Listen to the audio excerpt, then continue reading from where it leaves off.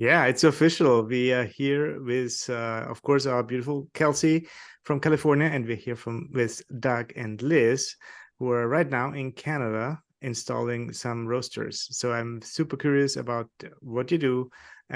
Please introduce yourself a little bit to our audience, and then I want to dig right in to hear everything about roasting, machine connections, and everything which goes with it.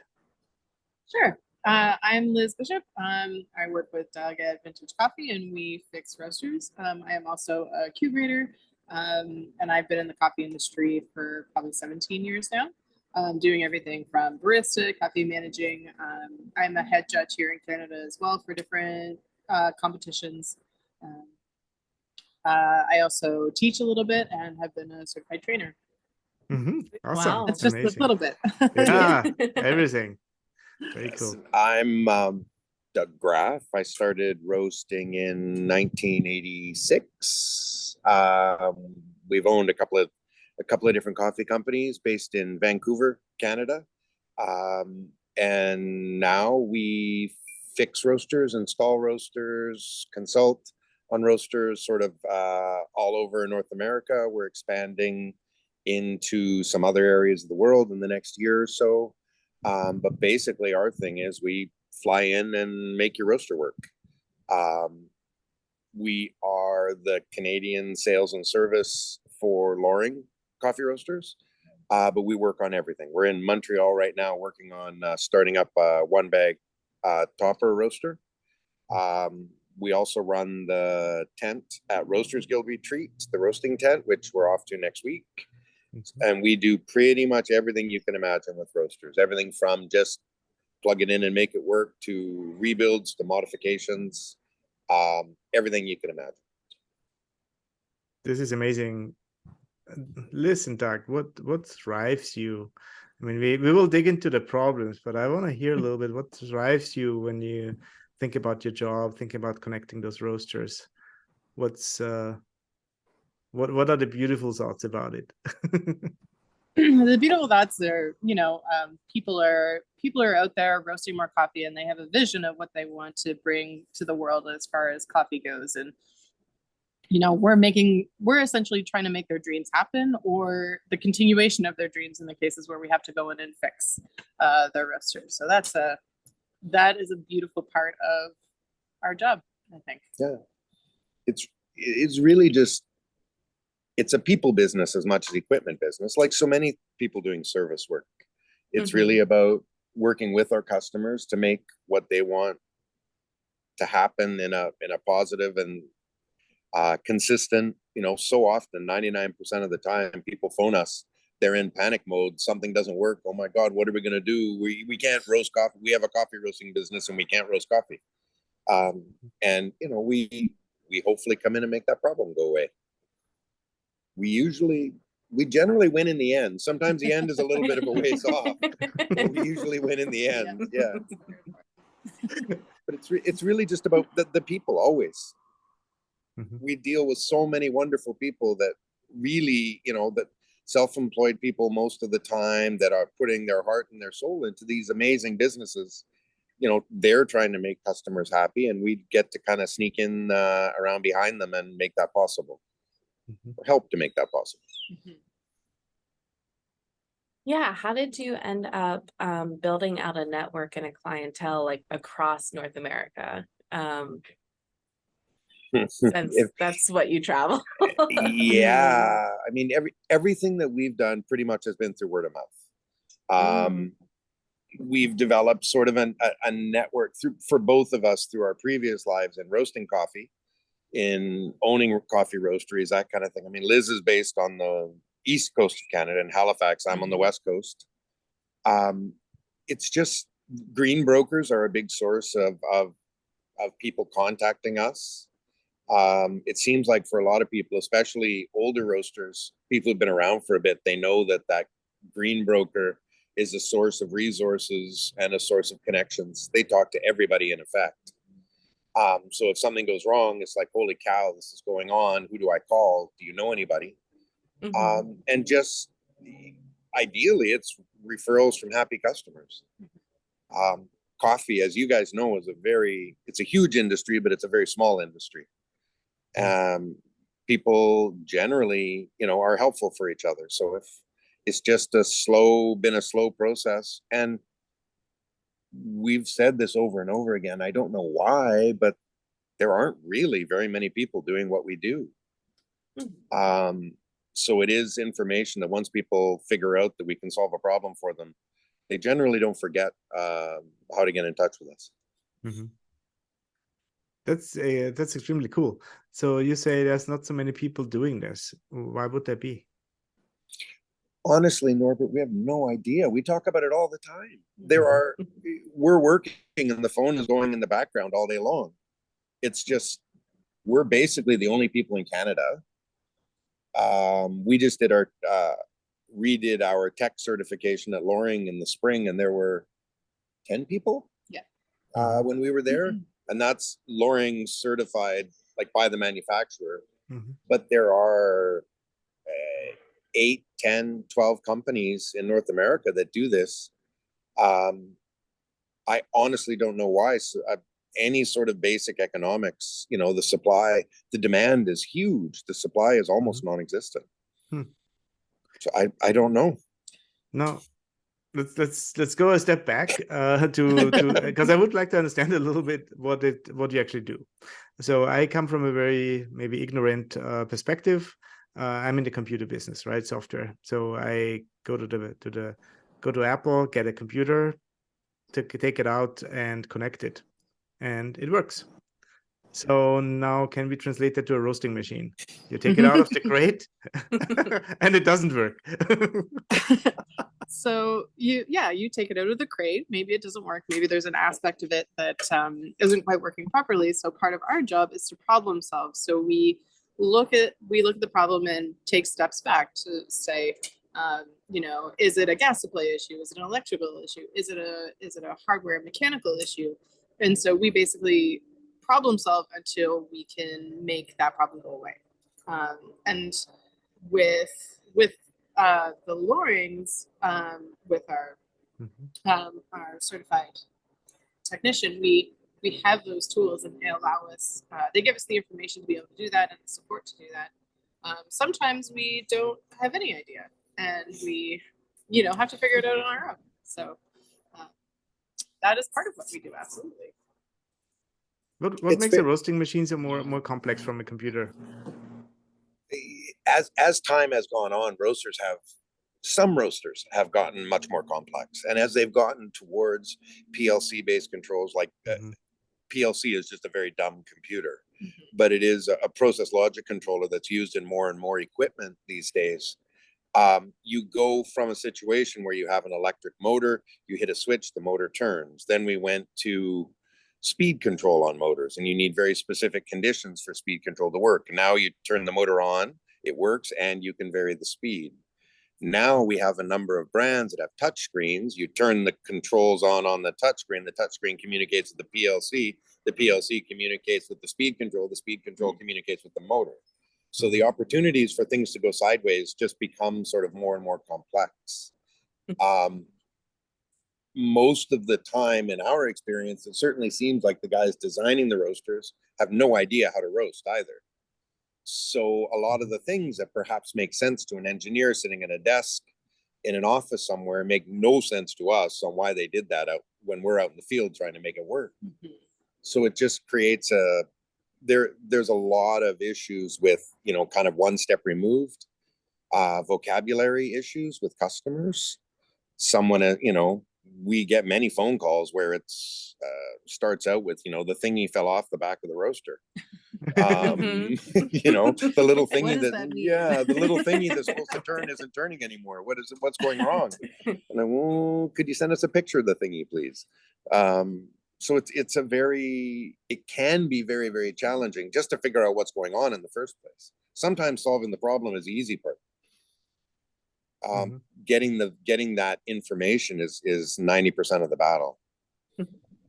Do you have to know the IT side of things? Is that something that you all work on in addition to the actual mechanization?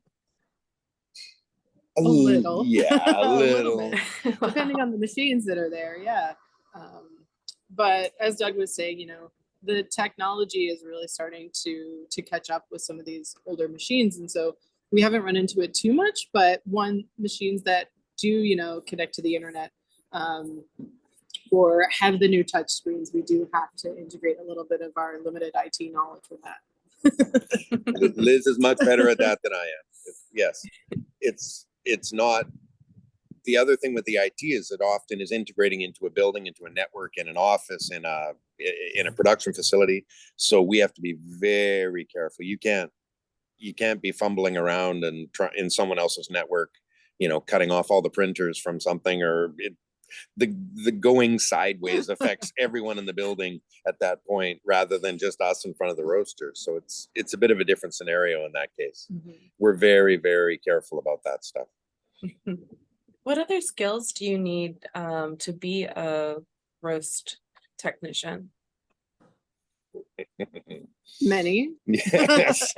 A basic understanding of you know, gas, whether it's propane or natural gas, some very either from basic to advanced knowledge of electrical, and be able to talk to a lot of the contractors and trades that are on the ground as well. That is a very big skill. Being able to know the language of what you're trying to ask or what they're talking about. Some places it's very different. So here in Quebec, can be a big challenge going to look for parts. And there's a lot of, like, neither of us speak very good French, and so trying to you know, ask for something very basic can be very difficult. So yeah, knowing the language. On any given job, we may be doing roofing, ducting, gas, electrical, basic motor and basic mechanical, dealing with thermocouples, dealing with the PLC, dealing with gas safety, dealing with the inspectors, then being able to explain what's going on and why it's okay and why they should leave us alone. Being able to, as Liz said, have those conversations with the trades to make sure that they're doing things appropriately. Most trades have never seen a roaster, so you know, they really have no idea what exactly we're asking for many times. So we have to be somewhere between an electrician and a millwright and a gas fitter, and yeah, it's a wide range of stuff that we can be called on to do on any given day. It sounds like there's never a normal day. It's always a little different. A very good way to put it. Yeah, there is no such thing really as repetitive for us as such, besides scraping pipes. We scrape a lot of pipes. Yeah. That part's very repetitive, but it's fine too. Yeah. It has its special joy. So you work on lowerings a lot, or you're certified for lowering, but you also install any other machines. Yeah. How do you deal with all? I mean, there's hundreds of machine models and ways they work. How's that for you? I think at some level, at a basic level, a roaster is a roaster. From our perspective, from an installation perspective, from a user perspective, obviously that's not the case. The HMI, the interface can be totally different, that kind of thing. But I mean, we have most machines, we have a gas hookup, we have an electric hookup, may or may not have water for fire suppression, and we have ducting. So you have a set of criteria that those things have to meet. You go in, you make sure that, you know, those criteria are met. And then, you know, if everybody has done everything correctly, you hit the button and off you go. The different brands can be challenging. In North America, we don't see as many and as wide a variety of brands as you do in Europe. The regulatory environment here leads a number of brands to not really be present here, especially in Canada. Our regulatory system is much more strict than it is in most jurisdictions in the US. We've been asked to do some pretty wacky stuff in the US that was apparently legal. In many, we very kindly refused, and maybe they should find someone else for that one. But a lot of those brands, Norbert, that you would see in Europe, we don't actually see here that often. Yeah. But speaking of that regulatory landscape, you say, is Canada very unified, or is there differences in different states? Technically, most of our codes are national, but they are administered provincially and locally. So we're supposed to be unified. From a pragmatic standpoint, as always, it comes down to the guy that shows up at the door. Inspectors, in our experience, everywhere have so much leeway to make your life a misery or to make your life a joy. They tend to make your life a misery much more often. So, there can be a lot of negotiation, isn't the right word, but it's not quite pleading. Sometimes it is, but just trying to, in Canada, we have CSA, which is sort of the overarching regulatory environment for sort of 99% of what we're doing. And CSA covers gas, electrical ducting, covers everything from an on-site perspective. Some companies you can get a CSA at the factory, and in that case, we don't have to do anything but install it and get local approval. In other cases, we have to get a CSA site inspection, and it does get very complicated, and it can get very expensive. We have had people buy, for example, a used roaster in the US, bring it up to Canada, and we've had to make huge modifications to it to make it legal for Canada. So you have to be aware of it and be careful. I think everywhere, though, it's becoming a bigger and bigger hurdle. Coffee roasters, a lot of these inspectors are figuring out that coffee roasters are actually fairly dangerous and are little bombs. And maybe we should have a little more careful look at this when these guys are doing this. Yeah, for sure. Well, segueing maybe a little bit into this support system, let's say to your customer in this case, we are airing globally. So it is not about specific regulations in specific countries, but how can a customer help you, that a technician, and now you represent the global technicians, to make your job more effective, more efficient, a little bit easier? Or what are the things you would say? Well, you just brought a little bit of an example. Right? Bring a roaster from somewhere and don't worry about local regulation and leave it to the technician to figure everything out. Might not be the best way. I think the big thing is talk to us early. Talk to us before you write the check. As you go through the process, obviously, as a customer, as you're making decisions, every time you make a decision, I mean, certainly a certain number of doors open, but many doors close. So if you talk to us early, obviously we need some detailed information about the machine, where it's from, what requirements are and are not being met from a design standpoint. Most machines, well, every machine should have one, but most machines have a rating tag on it, usually around the back of the machine, and it'll give you serial number, it'll give you gas input, electrical input. It'll usually tell you which regulatory hurdles have been jumped over already. But once we have some basic but detailed information, we can make a couple of calls to some resources we have and find out if that machine is going to be legal or what process we'll have to go through to make it legal. We had someone buy a machine about 18 months ago, and they got a great deal on the machine at an auction, and I guess they got a little bit of auction fever and pulled the trigger and paid about 40 cents on the dollar for this machine, but it literally required almost $55,000 worth of upgrades to make it legal to work in Canada. Wow. They paid more for the upgrades than they paid for the machine. If they would have simply called us first, we could have told them. It would have been that simple. They may still, I mean, in this case, it was still a good deal, even with the modifications, but they were quite surprised when they called us after the fact and we said, oh, by the way, does it have this on it? It didn't. And then, okay, here we go, right? Yeah. But yeah, as always, it's information, right? How far do you go? So you can do the full refurb process in this case? Sure. Yeah. Mhm. Yeah. If people like that, we're seeing people, I think, go more and more towards newer machines. Mhm. I think the era where people would buy, like a beautiful old roaster and spend tens of thousands to rebuild it, it's not as common as it once was. Mhm.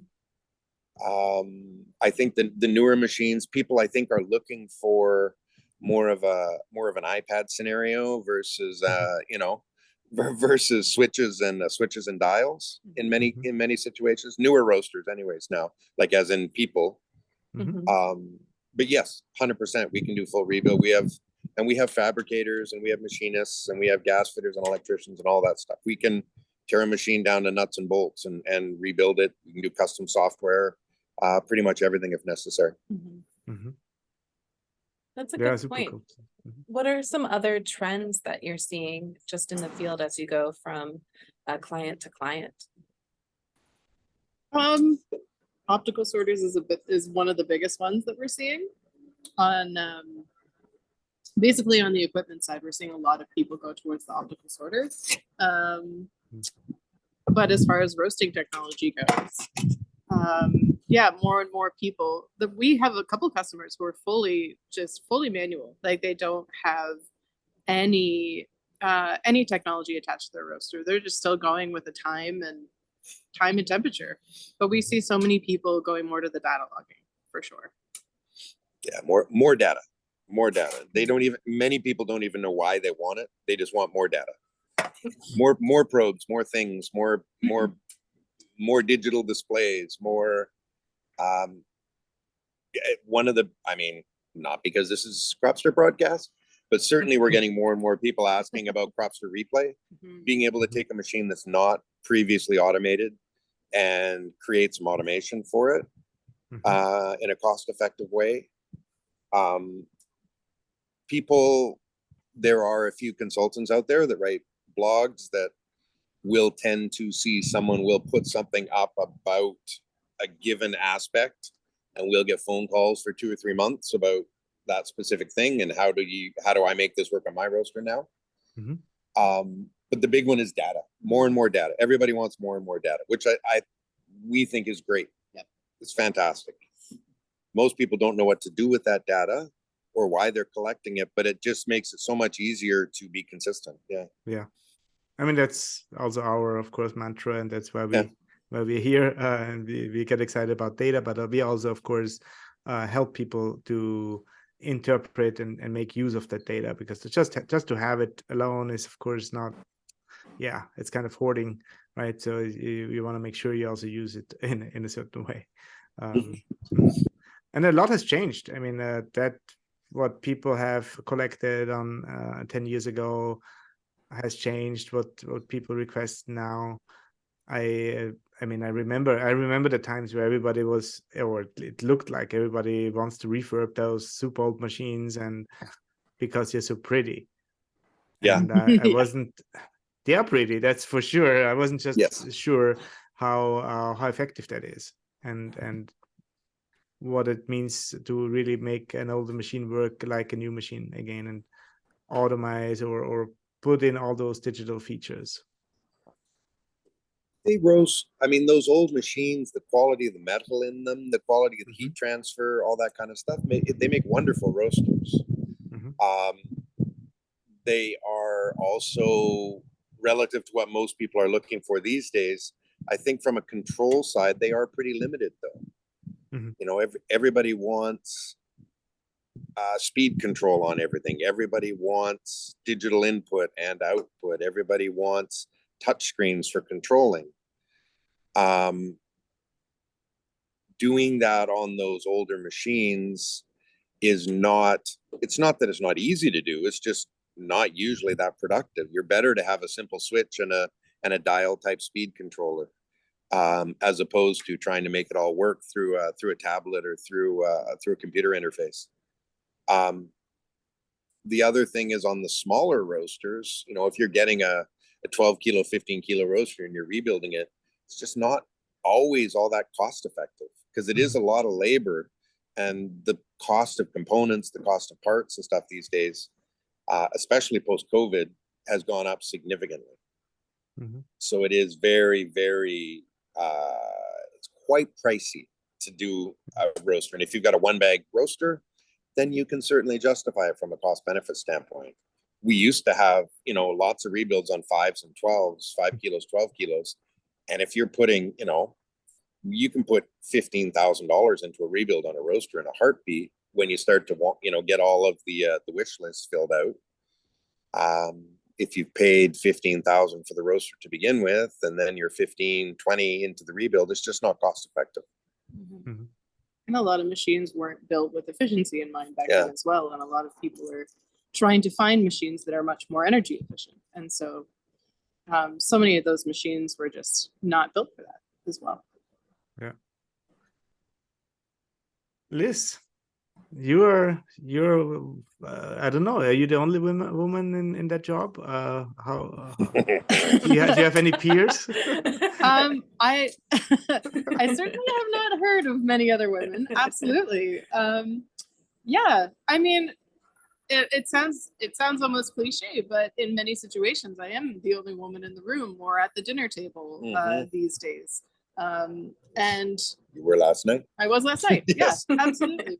And being in the industry so long, it's not necessarily new to me, but I would love to see more women as peers and colleagues in this position, because I think there is a lot of opportunity for us out there. I think especially a lot of women roasters, you know, find themselves in situations where they're not necessarily, they're not accepted in the same way. And so I think having more representatives out there to have this position, I think would be absolutely wonderful.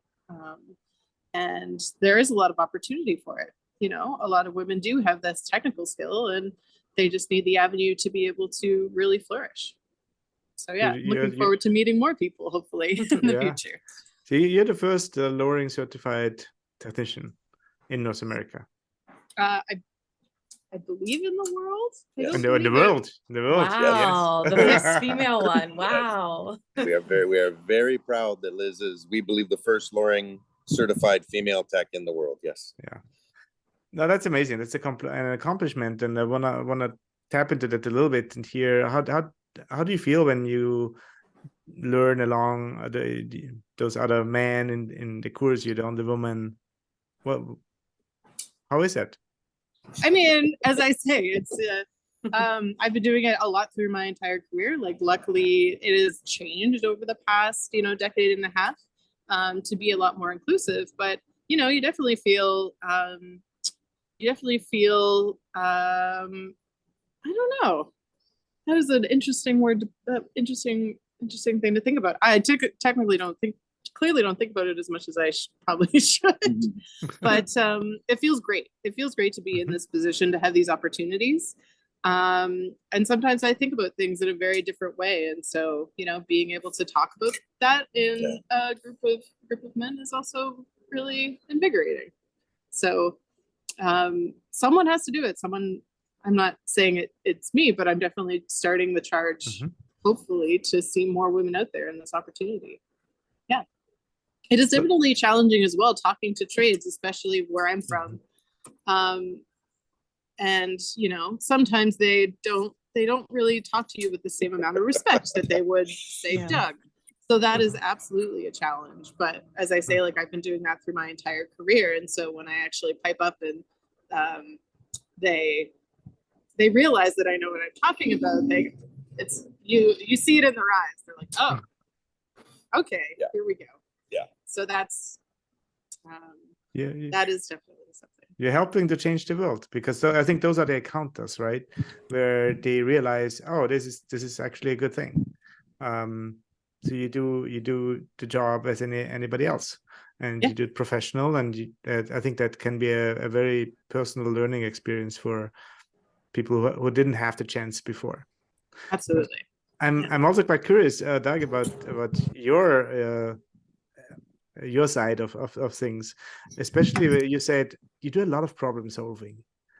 Yes. And I believe there might be different pathways how neurons are organized anyway between any human, but potentially also between men and women.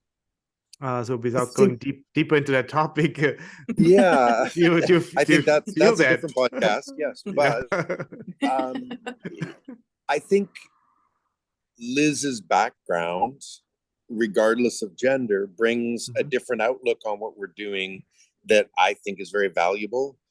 As I said earlier, a huge part of our job is dealing with people. And again, her background dealing with people in so many different environments, different size companies, different management positions is a huge asset. And we certainly get into situations where Liz will ask, and sadly, it's often with other trades, Liz will ask someone a question and the trade will look at me and then I will look back at Liz and they will figure out pretty quickly that, you know, as far as we're concerned, there is no inequality in what we're doing. We're there as a team and that's it. But yes, I think her background, her life experience brings a different perspective that is very valuable. And part of that, of course, is her gender. Yeah, no question. I think though it's just, she's a friend and we work well together. Yeah. It works very, very well. Super cool. Yeah, I love it. So I mean, I hope this can inspire others to team up and hopefully also other women to get into that trade and you know, I hope so. Seems to be a need anyway. Yes, it's definitely needed. It is definitely needed. And it's not a job that there are really any physical barriers that would lead to, you know, you need to be a power lifter in order to do the job effectively. Because I'm certainly not a power lifter. So it you know, that it's all about knowledge, experience, and you know, utilizing your brain and your resources in a way that solves a problem. Yeah. She's very, very capable of that. Yeah. And Doug, speaking of which, you've been in the coffee industry for over 3 decades now, it sounds Years, like. yeah, I did not know that you roasted coffee. That was surprising to me. Yeah, really? Yeah, I just knew you as the technician and just from events and things. So yeah. Based on your experience of being in the coffee industry for so long, what are some of the technological trends that you've seen? And I think I'm interested, one, what is a good technological trend, like one you want to celebrate and one you're like, I don't know about this? The biggest thing I think that we see is just the financial barriers to utilizing all the technology that is out there, if you want to, have come down significantly. And Liz and I were actually talking about this morning. The fidgets box that we use for connecting to data logging, you know, is about 120 Canadian right now. It wasn't that many years ago that would have been a $2,500, $3,000 data bridge. I think from a quality control standpoint, a roast evaluation standpoint, things like light tells, there is much more variety in what's available for people to really up their game on the roasting side for consistency, for quality. And it doesn't matter from that perspective whether you're roasting, you know, 80-point coffee or 90-point coffees. That ability to utilize $1,000 color track type operation versus a $10,000 was a huge change. Being able to get a data logging set up for $200, $300 versus $3,000-$4,000. That new DI fluid that has just come out has a grind analyzer as part of the setup. There are just a huge number of resources that are now available to so many more roasters for people who want to step up what they're doing. I think the biggest thing we see as far as like, why are you doing that, is it's just people that the internet is the most amazing resource in the world, but it just provides so much garbage. These ideas, we call it bro science, pint science, like the science that comes out after you've had 2 or 3 beer. these ideas that people have, they'll take something on a blog from someone who may or may not know what they're doing, and all of a sudden this one person's sort of soapbox idea becomes standard, and it's just ridiculous. Nobody puts any thought into it. Thankfully there are a few people now that are coming out with actual science-based ideas. Roasting is still science. As our friend Rob Hoos tells us over and over again, roasting is science. It's not black magic. It feels like it sometimes, but it is not black magic.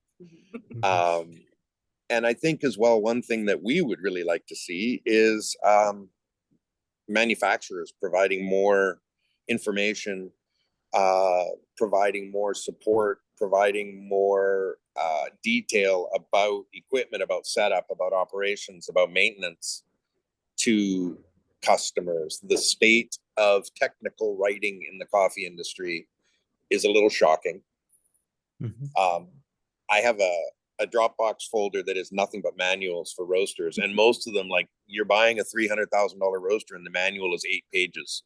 And it looks like it's been photographed so many times that it's actually like starting to go blurry and things like that. It's shocking.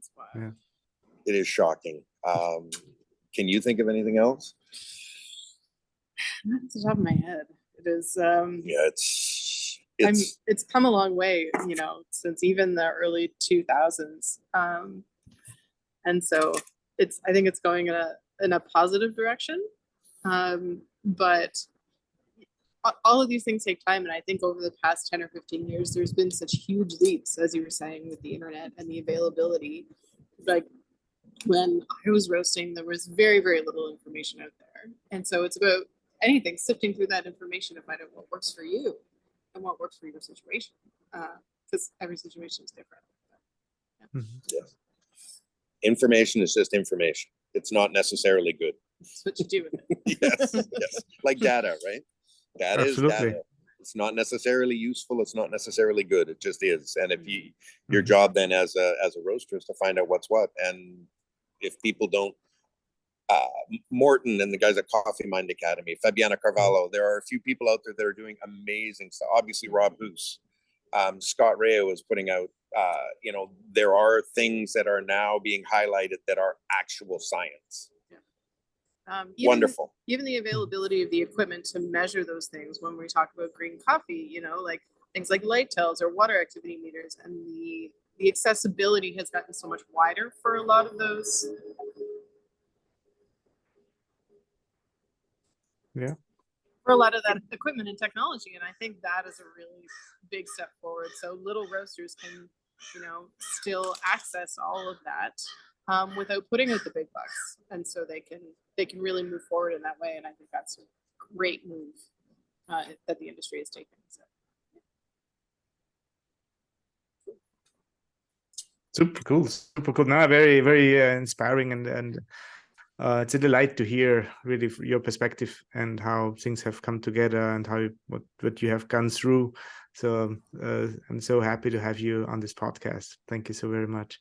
I think we want to still tap a little bit into maybe Coffee Roasters Guild. It's coming up. Yes, it is.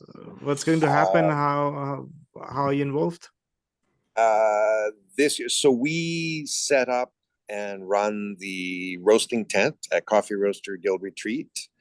Wonderful event. It's this year, I believe it's the 28th of September to the 1st of October. It's pretty much an immersive. Roasters come from all over North America. They stay. It's typically held at a resort. This year it's in Blaine, Washington, just right up at the Canadian-US border, at a place called the Semiahmoo Resort. We are setting up underneath a tent on a dock looking out over the ocean. We will be setting up, I believe, it's 16 roasters this year. You take the boat from Vancouver? Close. You could canoe across the bay from White Rock in Vancouver. I think the Coast Guard might intercept you, but you could do it. You can actually, you can actually see the Peace Arch border crossing from the deck in front of the resort. It's actually very close to Canada. But we set up this tent, and then people attendees are then put into teams. They have a number of challenges. They have great prizes. You work with your team on these challenges. There's seminars, lectures. Everybody gets access to all of the roasters. So you have the ability to try and play with a variety of different machines. There are a variety of sample roasters there as well this year. For roasters, I believe we've got Cropster, Diedrich, Stronghold, Loring, Probat, Gießen, San Franciscan, Arc, Ikawa, Link. What am I missing? I think that's it. I think that's it this year. That's I amazing. apologize if I'm missing. So, and you're going to set up all those machines? Yes. Yeah, we set it up. We'll be going on Sunday evening. Like it's Wednesday today. We both fly home tomorrow to our respective coasts. We're home for 48 hours. Liz will fly out to Vancouver. I'll pick her up at the airport. We'll drive straight down to Blaine. And then Monday morning, we'll start the setup. We'll basically set up a mini roastery with 16 roasters in it in 2.5 days. And then run it for 3 days, 4 days, and then tear it down in 36 hours and put it back in crates and ship it away like we were never there. Disneyland for coffee roasters. Yes. Yeah. For a roaster, this is, I think, by far the best professional development that's currently available. I think really, not only are there the classes and you have the ability to try all of these roasters, to try all of these different platforms and the network, and to meet all the other people who are there and talk about what you're doing and how you're doing it, and everybody to sort of, interact with each other and take away connections that you can continue with in year after year. It is very busy and very tiring and very, very stressful for us. And it is incredibly energizing and inspiring every year just to see all these people so interested and so motivated and so excited to do all this stuff. It's just wonderful. I love it. Yeah. Absolutely love it. And we were talking about how, SCA has everyone there, and it is one of the bigger events that you do, but there's so much going on that you don't necessarily get those, like you do get connections, but they're not necessarily the quality connections that you can get at somewhere like Roasters Guild. I went to barista camp for many years, and I still have so many friends from those barista camps. And so it's building a community in a really inclusive, very wonderful way. I completely agree. That's been my experience at Roasters Guild as well. Just the depth of conversation that you can have. I like to tell people it's professional coffee roaster summer camp. Like when I say like, this is where I'm going, because it's usually end of summer. Well, all the manufacturers are there as well. And you literally, I mean, Bill Kennedy will be sitting there from San Francisco, the owner of San Francisco. You can go and talk to Bill about his roasters and what he's doing and what his thoughts are about why and how and all that. Like, it's just the access to other roasters and these manufacturers. I mean, after we're done setting up, we just sort of, hopefully nothing goes wrong. And we just kind of quietly stand in the background and kind of monitor everything. Yeah. But we're there to, if anybody wants to talk to us, they are more than welcome to come and ask us anything they want. We're happy to tell them anything we can. So that the access to the people that are there on the wrong way to put it, but on the industry side is just incredible, right? Like really the lead people for North America, pretty much for all of these manufacturers are there. It's wonderful. And if you get them maybe after hours, they're even more willing to sit and chat with you. Because we're all doing, there's events going on all night, every night. Everybody, they have, dinners, and they have a marshmallow roasting competition one night. Just like you said, I've been Kelsey, practicing like all year, Doug. I've been practicing all year. Well, the only downside is Joe Morocco is not coming this year. So I'm not sure who will be the MC for the marshmallow roasting competition. They're hosting a couple of competitions this weekend at Fairwave in Kansas City, I believe. So Joe can't make it. Yeah. But it's a fantastic. I love it. Doug, maybe this is your calling. We'll know in about 2 weeks. No, I don't think so. I think there are many. Maybe yours, Norbert. I think you would be much better at it than I am. No. Well, anyway, was a delight to talk to you. Really, I enjoyed that conversation so much. A lot of insights, a lot of things I have not really thought about, and I hope that also reflects onto our listeners here. So you will be off for your job today, and hopefully everything goes well on the technical side. Yeah, I'm not worried. On the human side, we will see. Yeah. Right. Yeah. Yes. No, amazing. Thank you for your openness. Thank you for sharing all your insights with us and our listeners. Thank you very, very you. much for having us, and thanks for thinking of us. We appreciate it. Absolutely. Absolutely. Of course, Super thank cool. you.